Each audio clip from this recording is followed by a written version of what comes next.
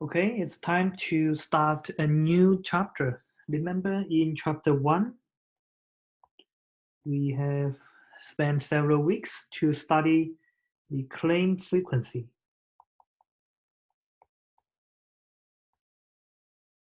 That is N. So basically that is the number of claims, right? It can be for a specific policy or for a pool of policies to an insurance company. In this chapter, we study claim severity.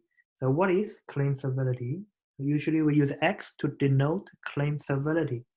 That is the size of claims. Previously, we studied the number of claims. Now we move on to study the size of claims. And the notation will be X throughout this chapter, okay? You probably noticed that to finish chapter 1, I actually overspent a little time. So that's because I feel this form of education is likely new to many of you. By the way, of course, it's new to me as well. So I think we probably need a little time to adjust to this kind of learning. That's why I actually slowed down in chapter 1. Now I think I will start to pick up the standard pace of teaching this course. So we will go slightly faster in the second chapter, and my goal is to finish this in 2 to 2.5 lecture hours. So one lecture time is 75 minutes. And then I will use probably about one lecture to do some exercise for this chapter. And then it will be the first exam. So it will be in earlier October, probably the October 5th, if I guess it's a Tuesday. So of course, I will send you an email once the exam date is determined. So now let's take a quick look of the learning objectives. So the goal mostly will be continuous distributions, and we will, of course, also study mixed distributions. Those mixed distributions have some jump points. So basically, when we draw the graph, it may look like this, and you may jump, and the rest is continuous.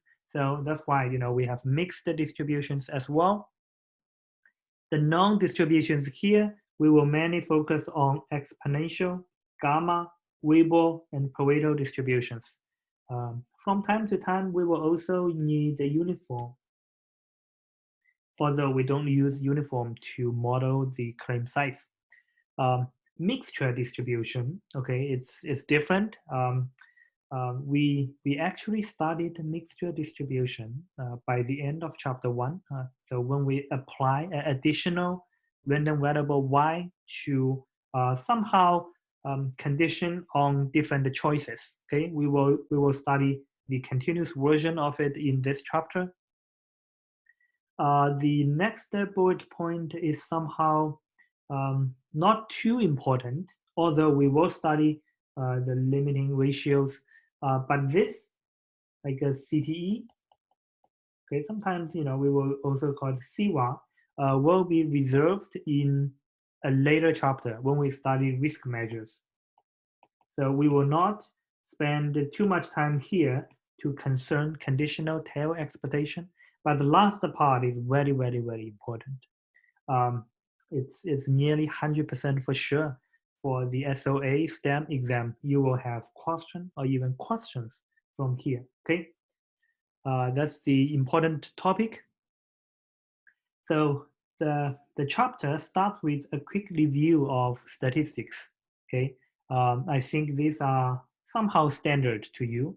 Let's say what is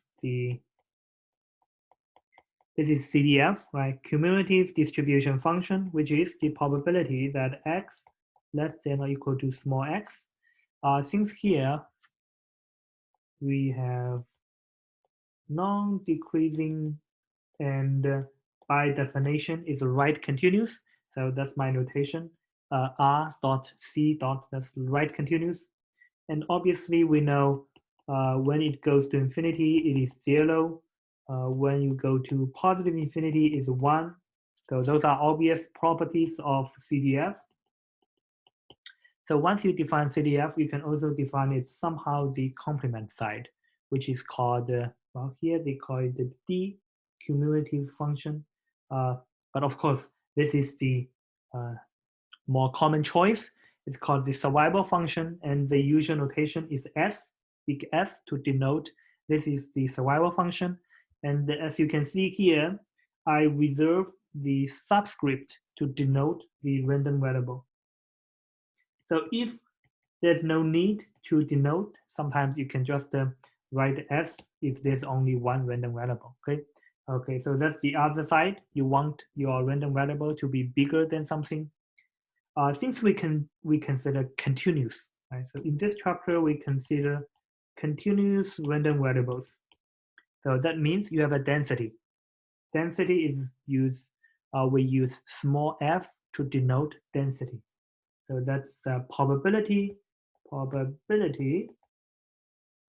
density function. So in the future, we will simply write PDF. So PDF is small f, and CDF is capital F. Is capital F. Okay. Sometimes you may even see people use capitalized letters like a CDF. Okay. It's clear that this survival function is non-increasing, right? Okay.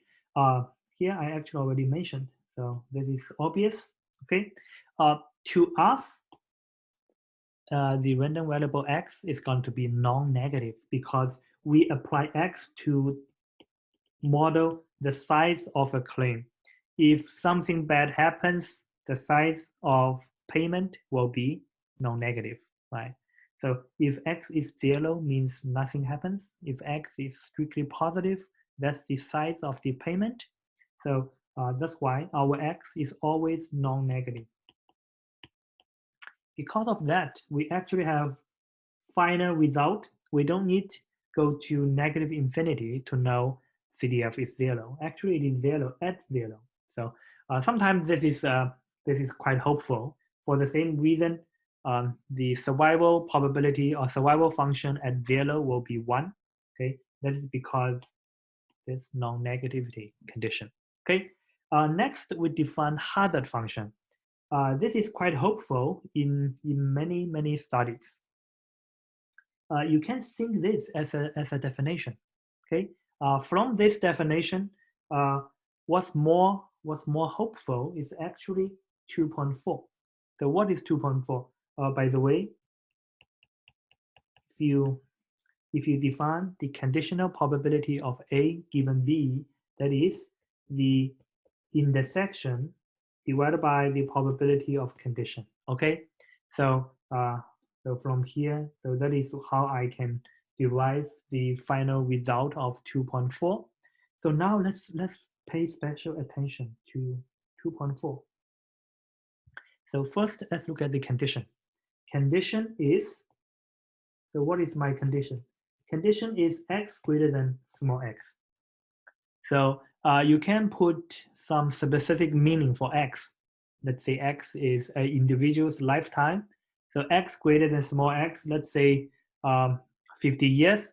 That's basically we want to know, given somebody has lived more than 50 years, what is the instantaneous likelihood that he will die in the next second?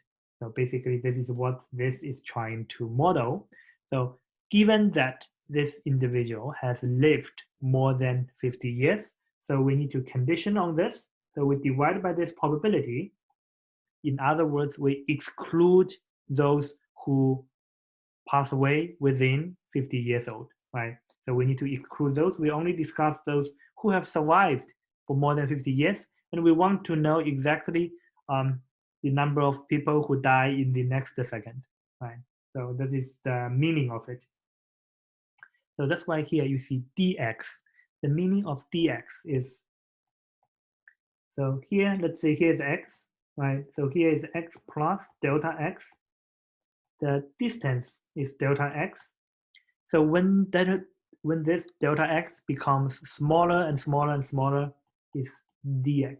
So it's a tiny, well, mathematically we call this infinitesimal interval. Okay, so which means it is an interval, but the length of this interval is tiny, tiny, tiny, almost zero. Okay, so that's the meaning. So that's why we want to know the number or the probability of people who die in the next second. I mean, second is even not accurate. It's 0.0001 second. It's a tiny period of time. Okay, so that's the meaning of 2.4. Of course, you can also put in different context to understand the meaning. Let's say, well, a usual example, let's say X is the lifetime of a bulb, because we don't like to talk about human death. Well, then we talk about the lifetime of a bulb. Okay, and sometimes we know, it may die, in any second, right? So sometimes the previous second everything works well, and then the next second it simply burns, right? It could happen, and that's what the case. So what we want to know, let's say the warranty or the manual says the expected lifetime of this bulb is, let's say, 2,000 hours. Okay, then I want to know, let's say I have already used this bulb for 1,000 hours.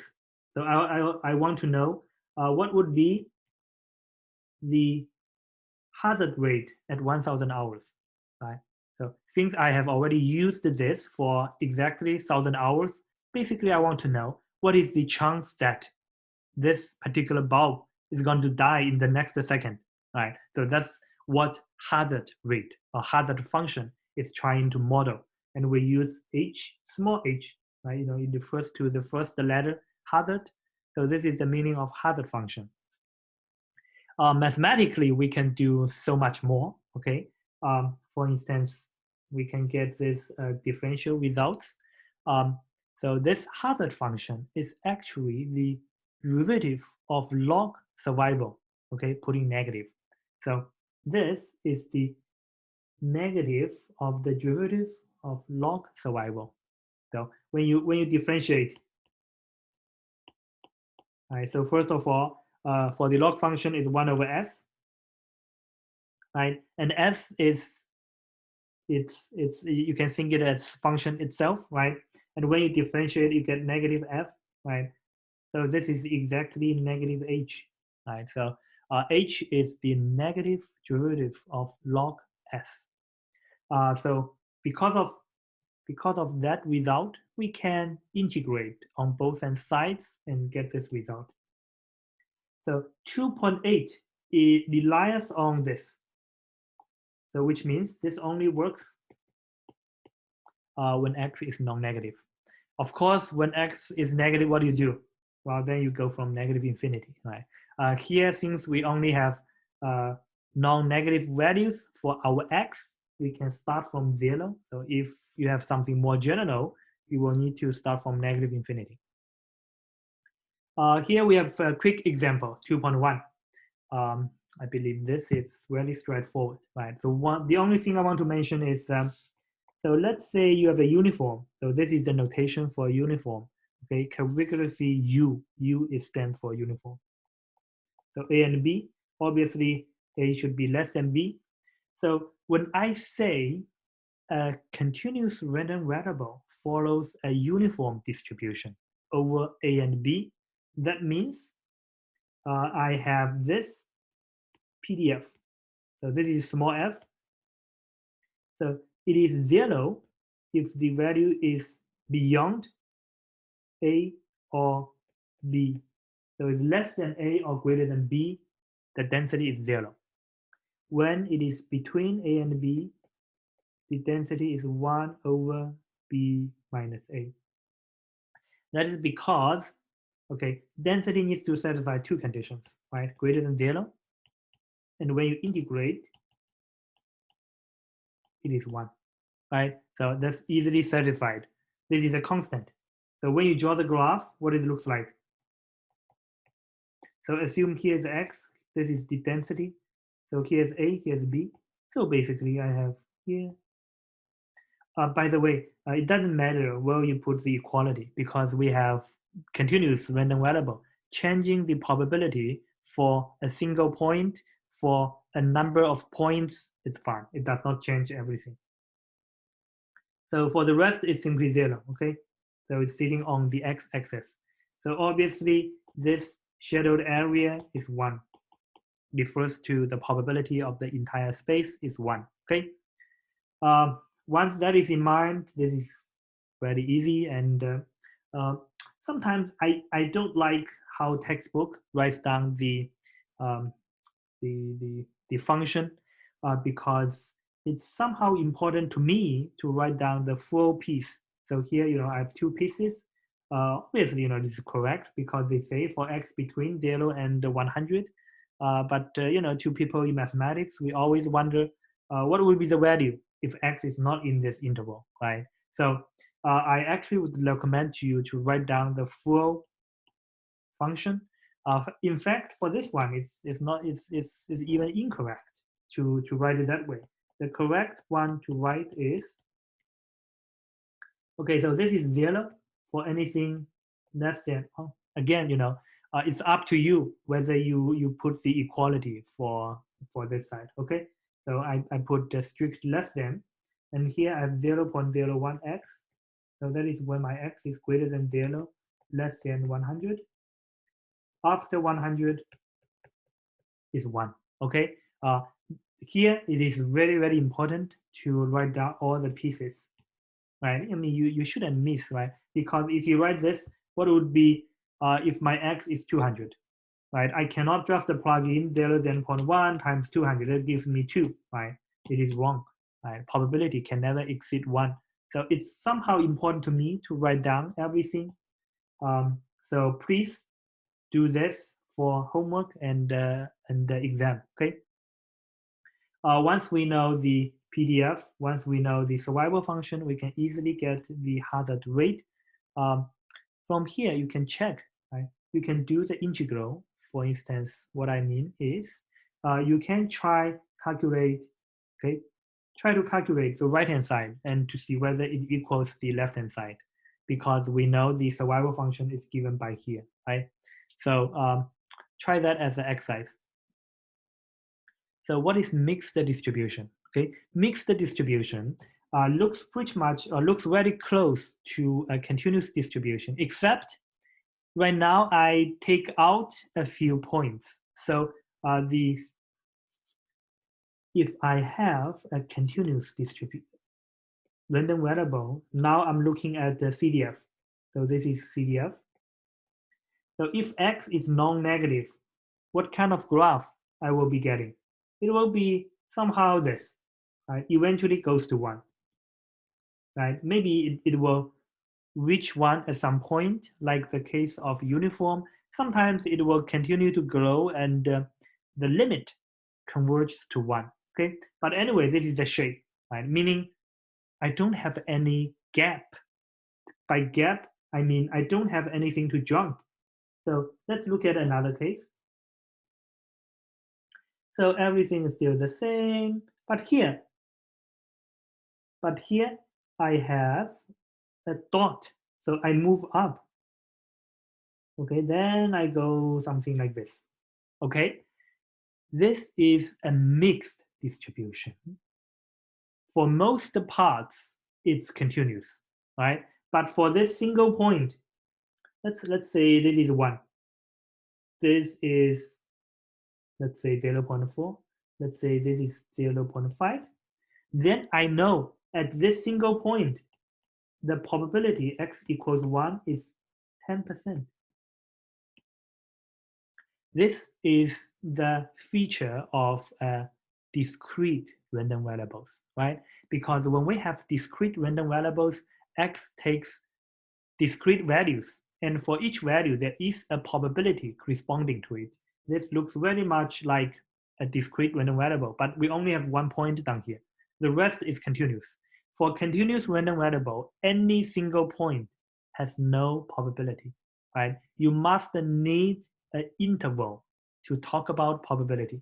So which means if x is a continuous random variable, then there's no point to talk about x equals something, okay? Because what is the probability? Probability, when you draw the graph, is the area, right? So if you want to know, so let's say this is the probability density. If you want to know the probability, you must have an interval, right? Then you have area. Area is the probability, right? At any single point, if those two lines are pushed together, you don't have probability, right? Because there's no area, right? Two vertical lines coincide, so the area is 0. So we do not have area for a continuous random variable at any single point. But this is not the case for this blue CDF, right? We clearly see a jump. At that jump, the probability is 10%. So once you draw the cumulative distribution function, CDF, you can easily spot whether this is a continuous or discrete or mixed, right? I mean, what it looks like when you have a discrete. Let me apply a different color. So what it looks like when you have discrete.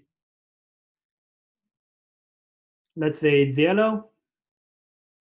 Let's say we have some probability at 0, okay? So we will have something grow from the left-hand side and then jump here. Then I'm going to stay. So here is 1, I jump again. Then at 2, I jump another time. See, when you have discrete random variables, you will jump at those values where x can take values, okay, can take those values. And between two consecutive values, it's flat, meaning nothing in between will happen. So nothing between x and 2 will happen. So it will be either 0, 1, 2, etc. Right? So as you can see here, it's a step function. Each time when you step up, that is the probability of that value. So let's say here is 10%, here is 30%, which means at 1, I have 20%. So the increment is exactly the probability at that point. But when you have continuous, you have a smooth line, like this pink line, right? You don't have any increment at any point. So that's why I claim here I do not have any probability at a single value. You must give me an interval to talk about probability. But for the mixed, it's somehow in between, right? Most parts, when you look at this blue curve down here, most parts down here is continuous, except here I only have one jump point, which means most part is continuous. I have one single point. So here is the connection. So basically, for the continuous part, you do continuous part. For the discrete, you do discrete, and then you combine them together. Okay, that's the definition. It's rather straightforward. Okay, here is the definition of expected value or expectation. If it's continuous, you do integral. If it's discrete, you do summation. If it's mixed, you do both, right? Integral for the continuous part, summation for the discrete part. When you apply an additional function to the random variable, this is the result, right? I mean, we have been using this, right? Either consciously or unconsciously, but we know this formula, right? For quite a long time. Here we have we do have some interesting formula. The most useful one is here. It's the proof from the textbook is somehow not that accurate, because you can't just simply take the limit. You actually need to apply additional technique to figure out this result. So in order to prove this, so what you do is actually, no, let me briefly write down the proof. So since you don't know whether x is continuous or not, right? So we can do the general formula. Okay, uh, if x is continuous, if x has a density, it will be x times small f, right? So the integrand will be f times small f, right? But now we don't know. It can be even discrete or can be mixed. So I write in this way. So f, big F is the CDF, right? So by the way, this is what usually people call, did I put it on here? Yeah, so it's here. It's a steerless integral. The way you usually write like this is the lemma integral, right? So this is the generalization of lemma integral. So the function does not need to be x. Okay, so here you can think the function is x, does not need to be x. It can be x squared, right? So we know how to handle dx squared, right? This is 2x dx, right? Provided this is differentiable, right? But sometimes it may not be fully differentiable. It can have jump points as what we have done here. Okay, so basically what you do is this, right? I can put x into 0 to x. So here's 1 dy, right? This is trivial, right? So this is trivial. And then I need to apply a change of, I switch the order because here I do the integral with respect to y first and then to x. Okay, I can change the order, right? I can integrate with respect to to y, leave y at the outside. I do integral for x first, right? So that's technically how you should prove this. So what I mean is I need to move x inside. So I need to do the integral. So basically, in order to do that, what you usually write down is for x, x is between negative infinity and positive infinity. Y is between 0 and x. By the way, if x is negative, you can do from 0 to negative number, right? And later on, you just need to switch them back. So now what I can do is, so I can write this as 0 to infinity, and then um, by the way, it may help if you think this as a non-negative integral, so that helps with the lower point, so there is no confusion of which one is bigger. Okay, now I want y to be the outside variable, so it has to be without x. So now my x is greater than y less than infinity. Okay, so let's put y outside. So I put y outside. So inside now is x. From y to infinity, nothing as integrand. Or you can say this is 1. 1 is the integrand. Okay, so now it is from 0 to infinity. Fx at positive infinity is 1 minus fxy dy. Okay, keep writing. This is my survival function. So I just proved this very, very important result. This is the actual correct proof. The one in the textbook is mostly correct. It's just sometimes you can't just take limit. Limit has to be more carefully, which means we know, so let's say we know this is 0. We also know something goes to infinity. Let's say infinity times 0, you actually don't know, right? So that's why using the limit without doing the integration by parts could be problematic for this one. Let's look at an example to see. We have x being uniform, and then we define y in this way. Determine the distribution function of y. By the way, I use CDF. The textbook use DF. For y, it's density and mass function. So here that's the graph. It didn't show the calculation. So did they show the calculation down here? If not, let's take a quick look of how we can solve this. Let's get an additional page. So we are trying to figure this out. Okay. So obviously y is non-negative, right? So we first try to study its probability or its CDF.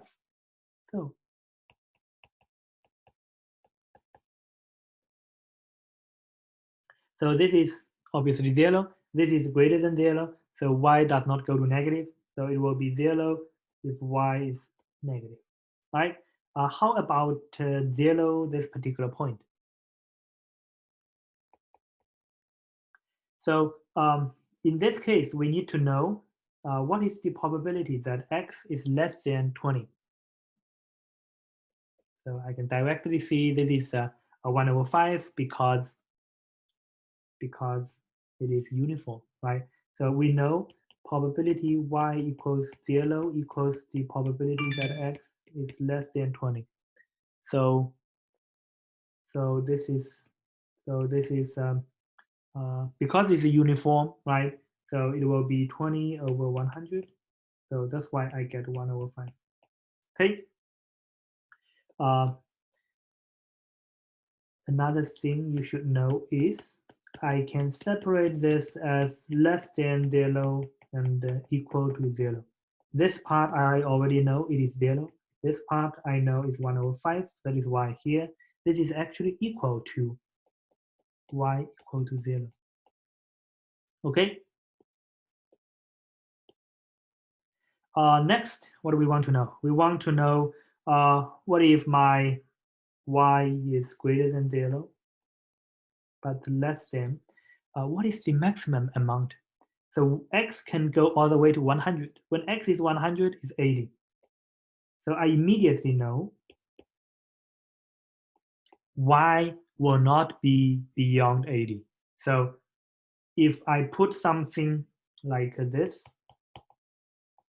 so let's say 90, it will be 1, right? Because I know y is less than 80, between 0 and 80. So for anything beyond 80, the probability is 1, right? So now we are trying to figure out the middle part. The middle part, so first of all, so let's say y is between this. Okay, so what we can do is let's think it this way. So first of all, y can be 0. Of course, y can be negative, right? But you know, we know the negative part is 0, so I don't consider that part. Plus,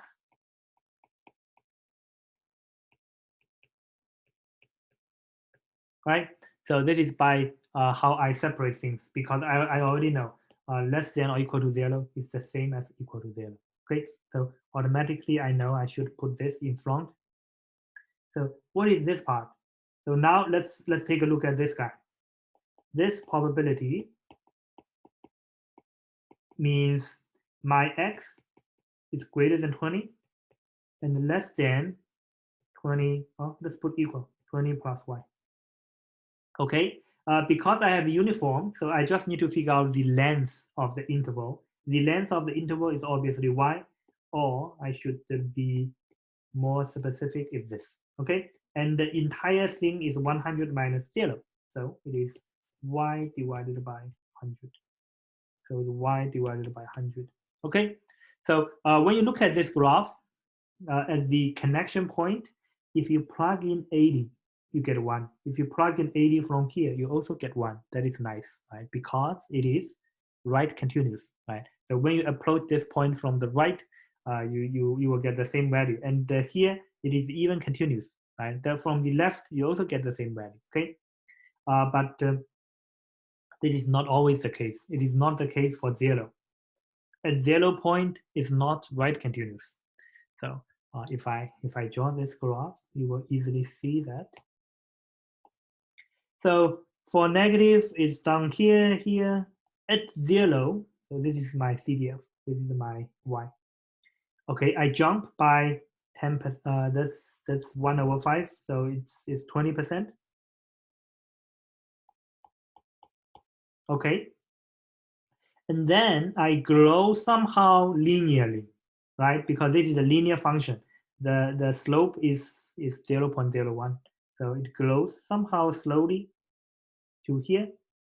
What is this point? This is 80. And we know at 80 it is actually 1. So this is 1. After that, it's flat because probability can never go beyond 1. So once you reach 1, you will stay at 1. So this is the graph. Um, what else we need to know? The density and the mass function. Here it's a mixed, so you do have one single mass at 0. The rest is density. Okay, so which means you do have a density of 0.01 for most of the parts, and you do have. So let me write it down because this is a mixed. So when I write down the so this is well, this is not a PDF because it's not fully continuous, and it has a single point of 0.2 or 1/5 when y equals 0. And when y is between 0 and 80, or if you want, you can put equality if you want. We differentiate this. We get the derivative to be 1/100, so it's 0.01. So this is the same density as x in the continuous part. Okay, so that's the result. Okay, finally, we have this somehow quite useful. Okay, but we really don't need to memorize this because this is quite straightforward. So basically, what you need to do is to apply um, chain rule. So x is a continuous random variable, and the g is also a continuous random variable. So from here, you can define a new random variable. Okay, and if you want to use the use y to use the original one to denote this one, this is the formula. There's really no need to memorize. All you need to apply is just the chain rule. So I wouldn't really call this a theorem, and we will get to this in examples. Uh, let's finish here for this video. In the next one, we will study some famous continuous distributions.